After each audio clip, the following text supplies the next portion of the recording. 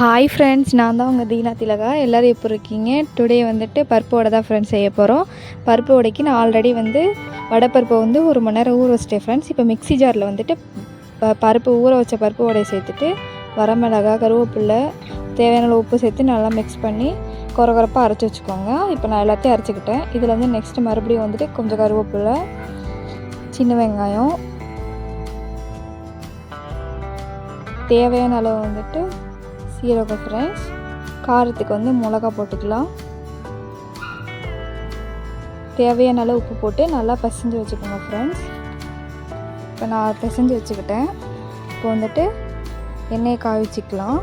இப்போ எண்ணெய் நல்லா காய்ச்சி குட்டி குட்டியாக வடை சேஃபில் தட்டி போட்டுக்கலாம் ஃப்ரெண்ட்ஸ்.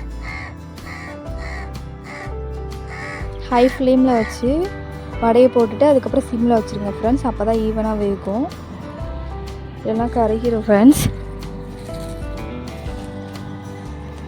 இப்போ ஒவ்வொன்றா போட்டுக்கலாம். பின்னாடி திருப்பி விடுங்க ஃப்ரெண்ட்ஸ். அப்போ தான் நல்லா ஈவனாக வந்ததுக்கப்புறம் நம்ம எடுத்துக்கலாம்.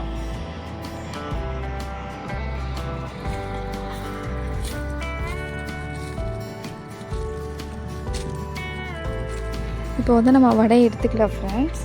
பாருங்கள் எவ்வளோ முறுமுறுன்னு சூப்பராக இருக்குன்னு பாருங்கள். வெளியே எவ்வளோ கிறிஸ்பியாக உள்ள சாஃப்டாக இருக்குன்னு சொல்லிட்டு நீங்களும் உங்கள் வீட்டில் ட்ரை பண்ணி பாருங்கள். பிடிச்சிருந்தால் லைக் பண்ணுங்கள், ஷேர் பண்ணுங்கள், கமெண்ட் பண்ணுங்கள் ஃப்ரெண்ட்ஸ்.